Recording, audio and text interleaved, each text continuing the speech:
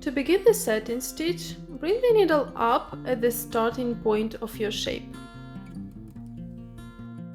Then take the needle down straight across from where you started, on the opposite side of the shape you are filling.